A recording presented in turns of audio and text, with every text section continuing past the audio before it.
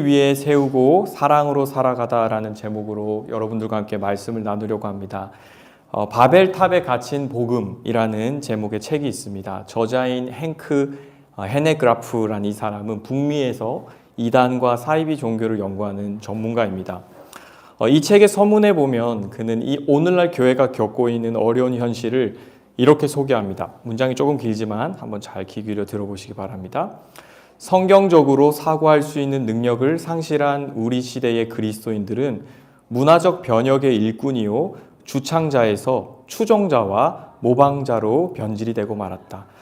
쉽게 말해서 이 세상을 본받지 말고 이 세상을 이렇게 변혁시켜라 라고 부름을 받은 하나님의 백성들이 그 미션을 수행하는데 이렇게 실패하고 있음을 지적하는 그런 글인 것 같습니다. 세상의 본이 돼야 되는 교회가 세상을 흉내내고 있다라는 뼈아픈 지적이죠. 동시에 그는 이어서 이렇게 말을 합니다. 대중문화가 조금만 움직여도 오늘날의 그리스도인들은 덥석 미끼를 무는 어리석은 존재가 되었다. 그 결과 성경적인 신앙의 모범은 요망한 유행들에게 자리를 내주고 말았다. 시대가 참 빠르게 변하면서 성도들의 영혼을 돌보는 목회자들에게도 저는 책임이 굉장히 많아졌다라는 생각을 하게 됩니다. 너무 복잡하고 또 너무나 세상이 전문화되기 시작하면서 세상과 교회 또 하나님과 세상 사이에 서 있는 이 목회자들이 정말 더 많은 전문성이 요구되고 또 시대를 잘 이해해야 되고 또 그 안에서도 중심을 잃지 않고 순전한 또 깨끗한 그런 영성이 요구된다라는 생각을 하게 됩니다. 한때 그 존 스토트 목사님께서 이런 Between Two Worlds라는 책에서 목회자들에게 이런 재미난 권면을 합니다. 성도들을 만나면 입을 닫아라. 그 영어 원문에 보면 shut up 이라고 되어 있습니다. 많은 성도들을 만나라고 권면합니다. 그리고 그분은 성도들의 이야기를 주의 깊게 들으라고 말합니다. 그러면서 이렇게 이야기해요. 여러분이 성경의 전문가인 반면 성도들은 이 세상의 전문가입니다. 그렇기 때문에 다양한 분야에서 일하고 있는 그들의 살아있는 이야기에 귀를 기울이고 하나님의 진리와 그들의 삶을 연결시켜서 세상 속에서 소금으로 살아갈 수 있도록 도움을 주어야 합니다. 이런 점에서 저와 여러분은 또 여러분과 다른 목회자분들은 언제나 한 팀이라는 생각을 하게 됩니다. 우리는 한 팀으로서 이 세상 속에서 하나님의 진리와 또 이 세상 사이에서 브릿지를 놓는 사람들로 하나님의 나라를 건설하는 사람들로 나아가야 된다는 거죠. 오늘 우리가 함께 읽은 이 요한 2서의 말씀은 장로라고 호칭한 요한이 자신이 사랑하는 지역교회 성도들에게 보낸 편지로 보입니다. 여러분, 요한은 자신을 사도로 소개하지 않았습니다. 오늘 보시면 장로로 자신을 소개했습니다. 그냥 장로. 그리고 이름을 특정하지 않았죠. 이 책에서는. 아마도 그는 인생의 후반기에 이 편지를 작성하면서 신앙의 경험이라는 측면에서도 또 신앙의 주의라는 측면에서 그는 장로임이 틀림없죠. 이 편지를 받는 수신자가 누구냐라는 것은 이제 해석하는 방향에 따라서 좀 다양한 해석을 할 수 있습니다. 이 편지를 받는 이 여인, 믿음의 자매가 한 특정 개인이다라고 해석하는 주석가들도 있고 또 혹은 그것보다는 신약 성경이 교회를 그리스도의 신부라고 지칭하는 것처럼 지금 이 장로 요한이 한 지역교회와 그 성도들에게 로컬 처치에게 이 편지를 이제 보내면서 그것을 이렇게 자매로 표현한 것이다라고도 해석하고 있습니다. 다른 성경에는 이제 부녀자라고 이렇게 번역이 되어 있더라고요. 저는 이 후자의 해석을 바탕으로, 왜냐하면 이 서신 전체에 복수의 사람들과 대화하는 이 요한의 이야기를 보면서 복수에 있는 로컬 처치에 있는 한 교회에게 이 편지를 썼겠구나, 저는 그렇게 한번 이해해 보았습니다. 오늘 이 편지를 받는 이 복수의 교회 성도들은 몇 가지 특징이 있는데 그 가운데 하나는 요한뿐만 아니라 또 다른 성도들에게 사랑을 받고 있다라고 요한이 이거 표현하고 있고요. 사랑이라는 게 특징이 되고 있고 이 공동체의 또 다른 특징으로는 진리 안에 머물고 있다라고 표현하고 있습니다. 오늘 설교의 후반절에 가면 이제 좀 아시겠지만 이 편지를 지금 받고 있는 사람들은 사도 요한으로부터 이미 가르침을 받았고 또 계속해서 그 예수님의 가르침에 대해서 신실하고 그 가르침 안에 머물기 위해서 벗어나지 않기 위해서 애를 쓰고 있는 사람들이다라고 생각할 수 있습니다. 요한은 자신과 이 편지를 받는 교회 성도들에게 진리가 영원히 함께할 것이다 라고 고백을 했습니다.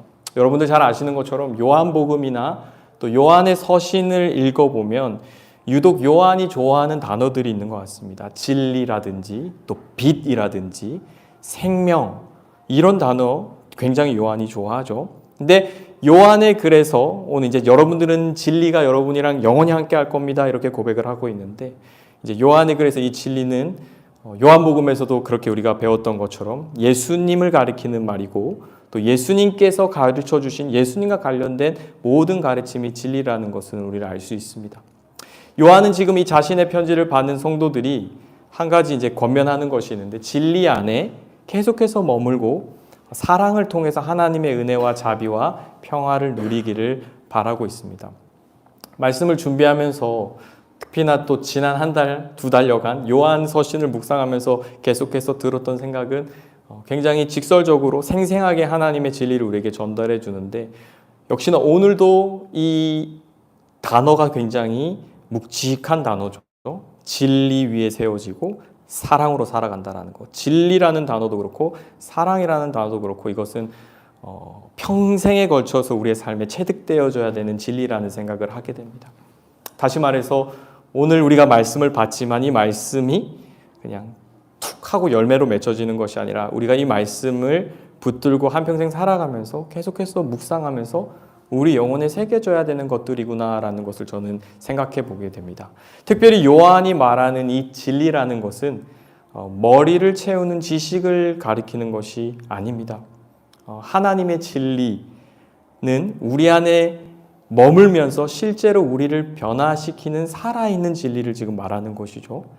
마치 저와 여러분이 음식을 먹으면 그 음식의 영양소가 우리 몸 안에 실제적인 영향을 미치는 것처럼, 여러분, 우리가 진짜 하나님의 진리에 부딪히고 그 진리를 차곡차곡 우리 영혼의 양식으로 채워나갈 때, 그 진리는 진짜로 우리의 삶을 계속해서 slowly 그러나 surely 확실하게 변화시켜 나가는 요소라는 겁니다. 이런 진리의 결정체가 바로 예수님이시죠.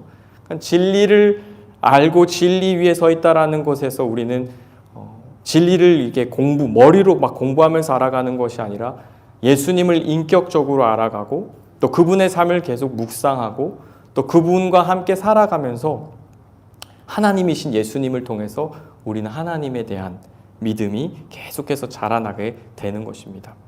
저는 이 지점에서 한 가지 이런 생각을 좀 해보았습니다. 만약 기독교가 말하는 진리가 어떤 지식에 불과하다면 저와 여러분의 신앙의 목표는 똑똑한 그리스도인이 되는 것이겠죠.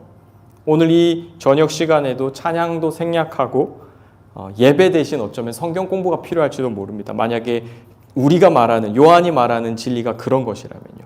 그러나 지금 요한 사도가 말하는 이 하나님의 진리는 예수님을 통해서 우리에게 다가오는 진리이기 때문에 이것은 언제나 살아있고, 그리고 언제나 입체적이고, 이것은 마치 교과서를 외우면서 달달달 학습하듯이 그런 공부가 아니라, 예수님이라는 분과 인격적으로 교제하고 사귀면서 이 진리를 조금씩 하나하나 체득해 나가게 되는 것이죠. 이 요한일서의 중요한 관심이 이제 4절 이하에 쭉 기록되어 있습니다. 요한은 성도들이 지금 끝까지 정통신앙, 바른 정통신앙 안에 뿌리 내리기를 바라고 있습니다. 장로는 교회 안에서 자라가고 있는 이 자매라고 호칭되었던 이 여인의 자녀들이 여전히 하나님의 진리를 따르고 있다는 소식에 굉장히 기뻐하고 있습니다. 모든 목회자들의 기쁨이겠죠. 하나님의 백성들이 세상에 타협하지 않고 진리 위에서 서서 걸어가고 있다는 소식을 들었을 때, 그러니까 다시 말해서 이 교회 안에 있는 다음 세대들이 새로운 가르침이나 또 시대의 유행이나 특히 이미 교회 안에 들어와 있는 잘못된 사상들에 의해서 영향을 받지 않고 있다는 겁니다. 그러나 그럼에도 불구하고 위험 요소가 늘 들끓고 있는 거죠. 그래서 오늘 표현해 보면 이런 표현들이 자꾸 나오죠. 원래부터 있었던 가르침.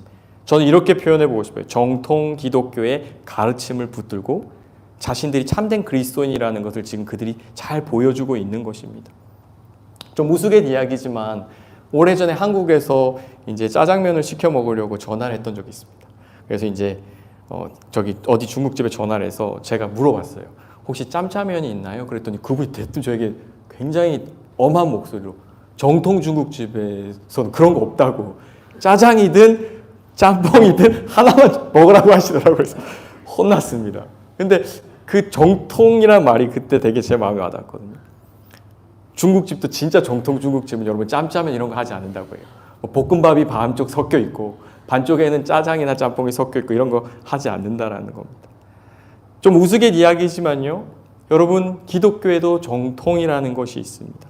이 바른 가르침, 오랫동안 지켜져 왔던 그 진리 위에, 그 바른 가르침 위에 오늘 이 교회의 신앙을 세워나가야 한다는 것입니다.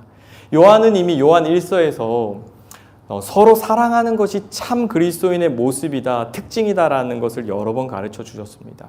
그러니까 요한 1서의 연장선 안에 지금 요한 2서가 있는데 저와 여러분 안에 하나님의 생명이 들어와 있다라는 너무나 확실한 증거가 뭐였냐면 그건 사랑이었습니다.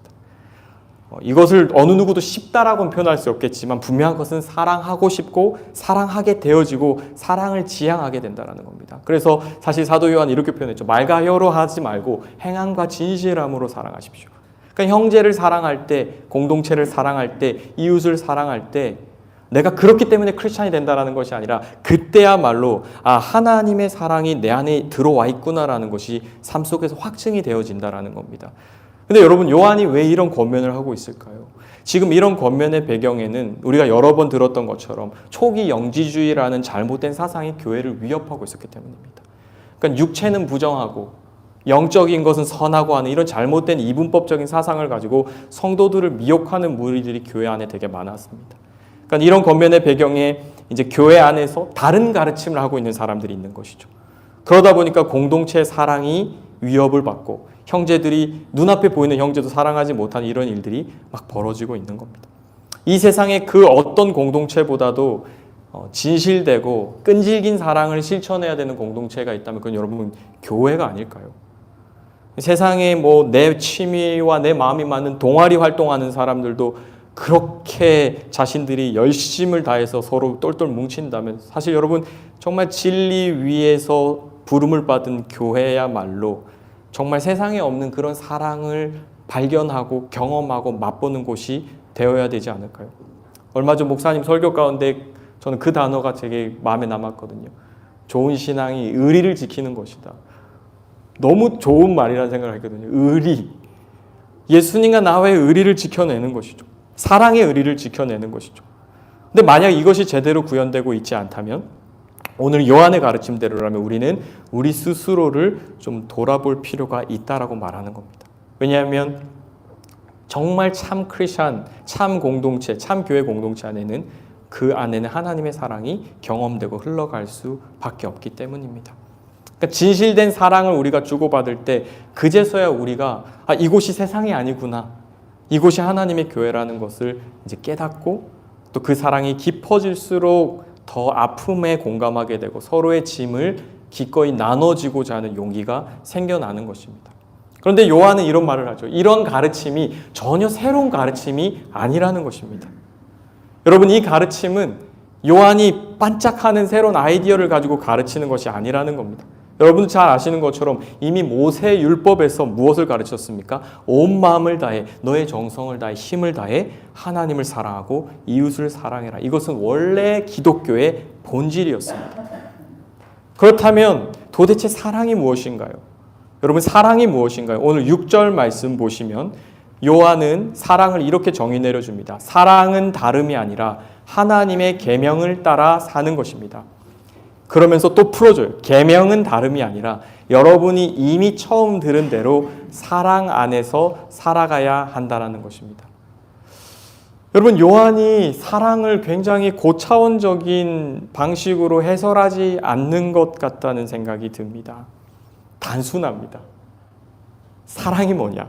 하나님을 사랑한다는 것은 그분의 말씀에 신실하게 반응하는 것입니다. 그리스도인의 사랑이 무엇일까요? 하나님의 말씀에 대한 어떻게 보면 충성이죠.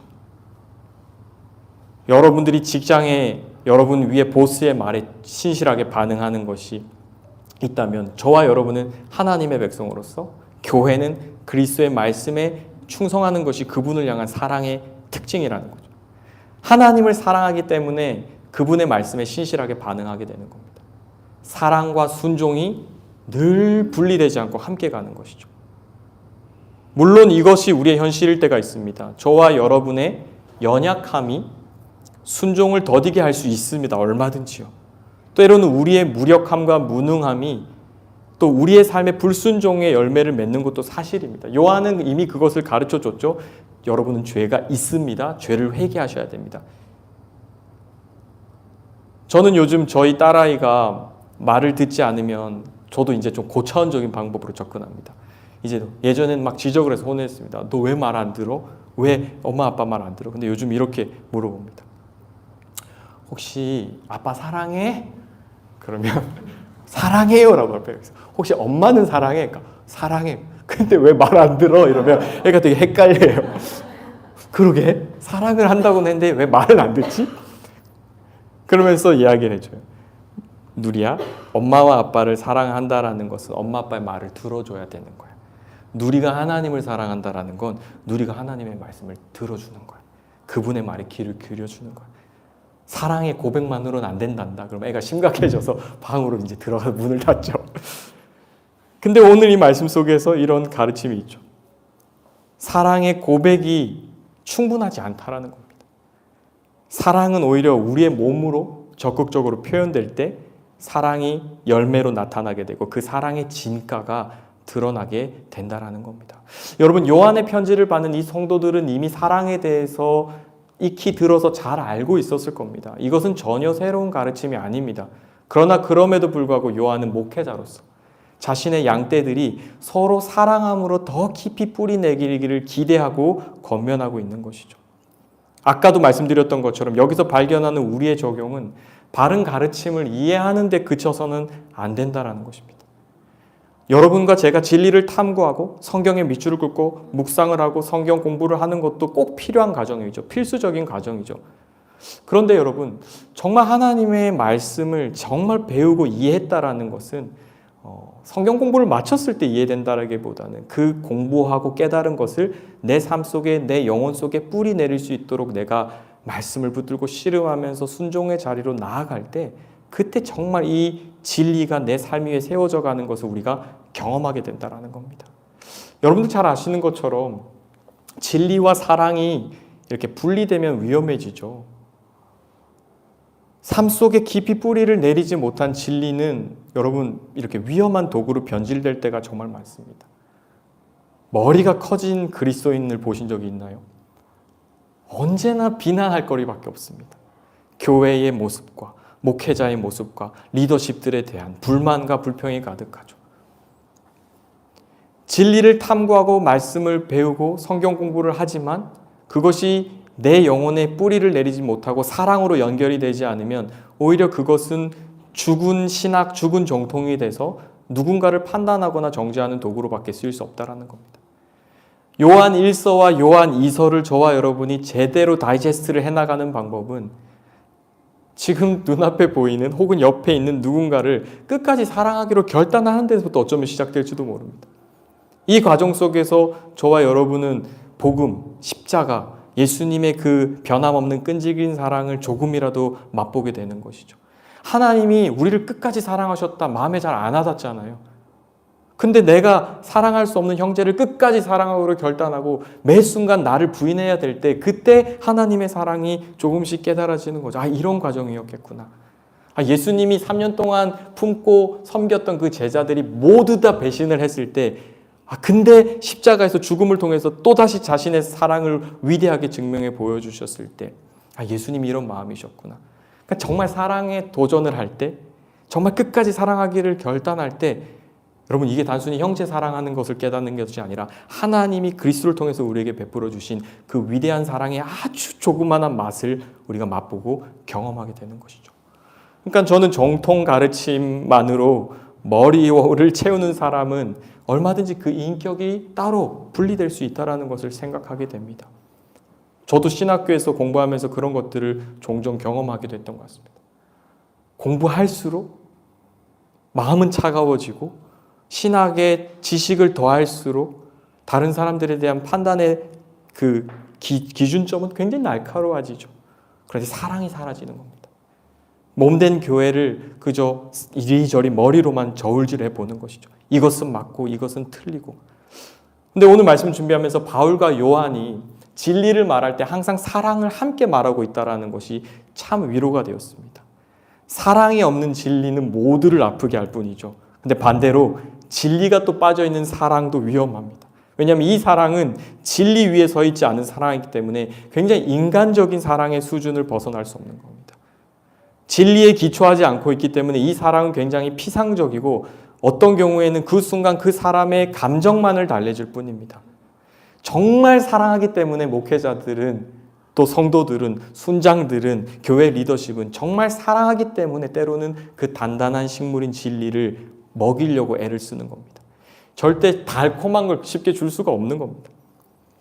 사랑하기 때문에 어려운 길을 선택하고 사랑하기 때문에 진리 편에 서기 때문에 쉽게 하지 않는 겁니다.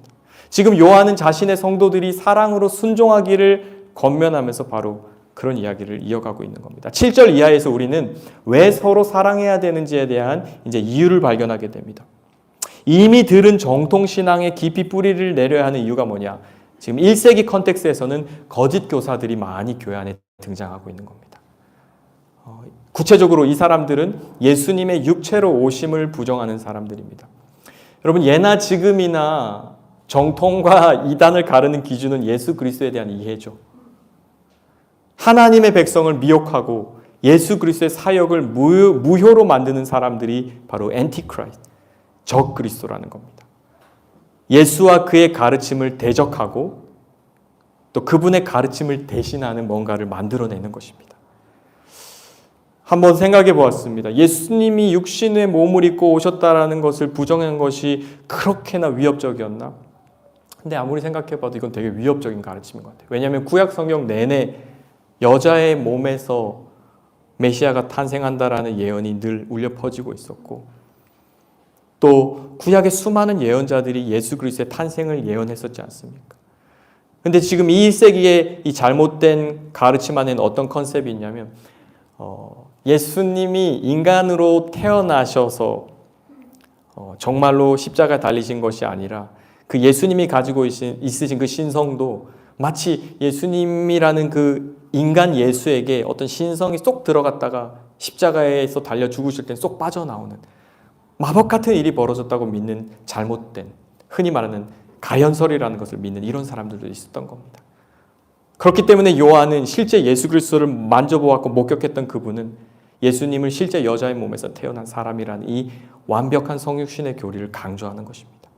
완전한 신성을 가지셨지만 완전한 인성을 가지셨기에 오늘 저와 여러분이 붙들고 있는 이 기독교의 복음이 완성될 수 있었던 것이고 저와 여러분이 육체의 부활을 신뢰할 수 있게 된 것이죠.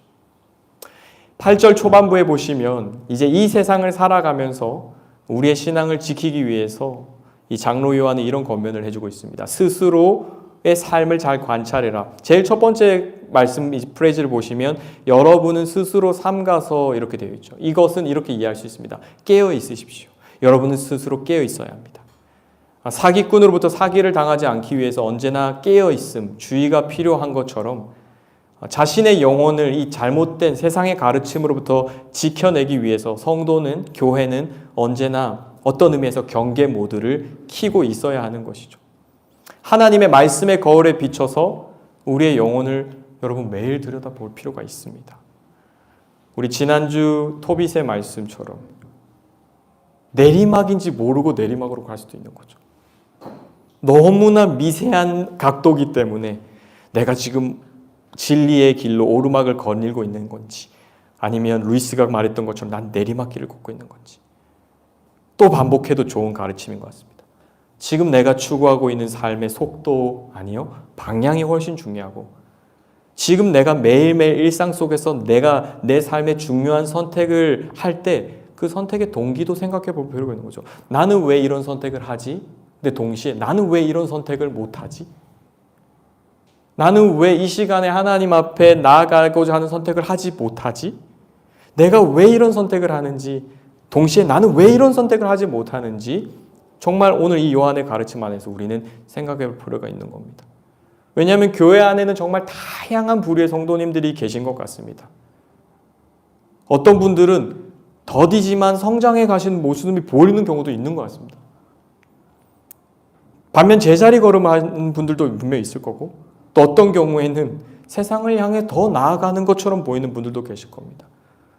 그런 다양한 상황 속에서 오늘 이 요한은 그렇게 하지 말고 스스로를 돌아봐서 정말로 영혼을 날마다 돌아보면서 하나님 앞에 온전하게 정통적인 가르침 위에 서 있는지를 살펴보라고 우리에게 권면하고 있는 것이죠. 이것은 저도 예외가 아닙니다. 저의 신앙을 저도 살펴보아야죠. 주님을 향한 진실된 관계가 유지되고 있는지, 저에게 맡겨진 사역과 영혼들을 위해서 부지런히 사역을 감당하고 있는지 매일 생각해 볼 필요가 있죠. 가정 안에서, 또 아내와 아이들과의 관계 안에서 나는 예수 그리스도를 흉내내고 있는가, 그분의 인격을 닮아가고 있는가, 매일 질문해보고 매일 나를 스스로 살펴보지 않으면 변할 수 없기 때문입니다. 여러분, 요한은 또다시 빙빙 둘러대지 않고 직설적으로 말하죠. 예수 그리스도의 가르침을 끝까지 따르지 않는 사람들은 하나님을 소유하지 않았다. 하나님이 없다라는 말을 하는 겁니다. 그런데 흥미롭게도 1세기에 지금 이 교회라는 조그만한 이 커뮤니티 안에서 영적인 문제를 일으키고 있는 사람은 어떤 사람입니까? 뒤처지는 사람이 아닙니다. 열심히 있는 사람입니다. 요한이 뭐라고 말하죠? 뒤처지는 사람이 아니라 지나치게 앞서가는 사람. 진보적인 단어, 진보란 단어를 써보고 싶습니다. 나쁜 의미의 진보. 진보적인 신앙이 가진 위험성이 오늘 여기에 지적되고 있는 거죠. 이런 거죠. 예수님이, 요한이, 사도들이, 구약의 성경이 이미 우리에게 제시한 많은 진리의 가르침들이 있는데 그 가르침이 썩 마음에 이제는 와닿지 않는 겁니다. 여러분, 이런 위험은 언제나 있지 않나요? 새로운 해석이요. 설교자들도 이런 유혹이 있습니다. 새로운 해석을 가지고 오고 싶어요. 이미 있었던 검증된 해석이 아니라 많은 사람들의 마음을 훔칠 수 있는 새로운 해석을 하고 싶은 유혹이 있을 수 있죠. 시대가 변했으니 이제는 기독교가 말하는 하나님의 사랑의 폭도 확장되어야 된다라고 주장하는 사람들도 있더군요. 그런데 여러분, 누가 이단에 빠지나요? 누가 이런 이단적인 가르침에 넘어가나요? 모순적이게도 영적인 것을 추구하고 영적인 진리를 궁금해하고 갈급해하는 사람들일수록 참 아이러니하지만 이런 위험에 빠질 수 있다는 겁니다. 한국에 있을 때 신천지 포교 대상에 관한 그런 이야기를 좀 들어봤는데요. 실제로 대학가에서 신천지의 포교 대상으로 삼는 1순위는 그 젊은 대학생들이라고 합니다. 신천지에서 제일 타겟팅하는 그룹은 노인이 아니라고 합니다. 젊은이들이래요. 왜냐하면 신천지의 이 10몇 주나 되는 성경 공부 클래스를 소화하려면 우선 체력이 좋아야 되고 시간이 있어야 되고 건강해야 된대요. 근데 어르신들은 하다가 중간에 멈추기 때문에 어르신들은 포기할 수 없다는 겁니다. 저는 오늘 말씀을 준비하면서 이 지점에서 이런 좀 적용을 해보고 싶었습니다. 유명한 설교자들을 쫓아가지 마시라는 권면을 드리고 싶었습니다. 신실한 설교자들의 가르침에 귀를 기울이셔야 합니다. 설교가 조금 재미없어도, 설교에 좀 특별한 것이 없어도 그 메시지가 하나님의 말씀 성경에 신실하게 뿌리 내리고 있다면, 그리고 그 말씀 속에서 예수 그리스도가 늘 빛나고 있다면 틀림없습니다. 여러분, 그런 설교에 귀를 기울이셔야 합니다. 그런 가르침에 여러분들의 영혼이 날마다 머물러야 된다는 겁니다. 여러분을 진짜 사랑하는 마음으로 맛있는 영적인 음식을 준비하는 그런 목회자의 그런 사랑의 메시지에 여러분이 귀를 기울이셔야 된다는 겁니다. 장로 요한은 지금 그런 이야기를 하는 거예요. 시대의 변화에 민감하게 반응하고 당시 유행하는 철학 사상에 그런 쏠깃한 가르침에 미혹되지 말고 이미 예수님으로부터 주신 그 오래된 가르침을 수용하고 그 가르침 위에 끝까지 머무는 성도가 되라고 권면하고 있는 것입니다. 말씀의 결론입니다. 올바른 신앙은 처음과 마지막이 언제나 동일한 신앙입니다. 우리의 신앙의 중심에는 언제나 예수 그리스도가 계셔야만 합니다. 언제나 그리스도 중심입니다. 예수님의 말씀, 그리고 예수님의 삶에 대한 묵상, 그리고 기도. 이 과정을 통해서 오늘 제가 말씀의 제목으로 정한 것처럼 진리가 내 삶에 계속해서 기초가 되어지고 내 삶이 변화되어져 가는 겁니다. 이것은 긴 세월을 통해서 열매 맺게 될 겁니다. 헨리 나우엔이라는 사람이 Spiritual Formation이라는 책에서 그렇게 쓰더라고요. 가난하기 때, 또 좀 성장했을 때, 그리고 완전히 성숙했을 때 하나님이 우리에게 요구하시는 것이 다르다. 그러나 한 가지 분명한 것은 이 과정 내내 정말 하나님 앞에서 진리를 붙들고 기도하는 그 과정이 필요하다라는 겁니다.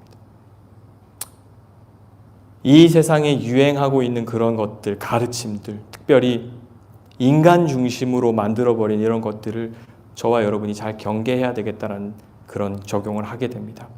세상이 급변하고 있죠.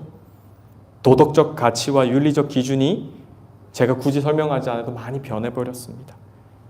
전통적인 가르침, 특별히 결혼에 대한 전통적인 가르침도 오늘날엔 더 이상 유효하지 않죠.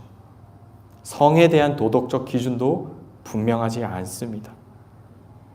오늘 저와 여러분과 우리의 다음 세대들이 앞으로 살아가야 될 이 세상에서 정말로 참 그리스도인으로 살아낼 수 있도록 우리가 함께 언제나 준비되어져야 된다라는 결단을 하게 되는 것입니다.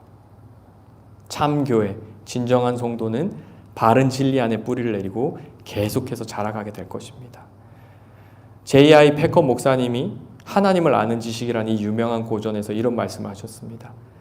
우리가 하나님을 알면 알수록 그분을 알고자 하는 열망이 커지기 때문에 하나님을 알고자 하는 열망으로 우리 스스로를 점검해 볼 수 있다. 아는 사람이 이제 그만 알고 싶다라고 고백하게 되는 것이 아니라 알면 알수록 그분을 더 열망하게 된다는 겁니다. 그러면서 이런 도전적인 글귀를 쓰셨더군요. 하나님을 아는 지식이 많아질수록 기도하고자 하는 열망은 더 커진다. 우리는 늙었거나 아프거나 아니면 물리적 상황으로 인해 제한을 받고 있을지도 모른다. 그러나 패커 목사님 이렇게 말씀하십니다. 우리에게 하나님의 큰 일을 위한 기도를 하고자 하는 열망이 없다면, 그리고 실제 그러한 기도를 거의 하지 않고 있다면 우리는 아직 하나님을 거의 모른다는 표시다. 이게 하나님을 아는 지식 챕터 2에 나오는 이야기입니다. 저와 여러분은 감사하게도 전혀 늦지 않았죠. 오늘 이 자리에 있는 것만으로도 하나님 저와 여러분에게 계속 진리로 찾아오시는 것입니다. 계속 이 하나님의 진리 위에 저와 여러분을 세워나갔으면 좋겠고 사랑의 수고가 깊어지기를 소망합니다.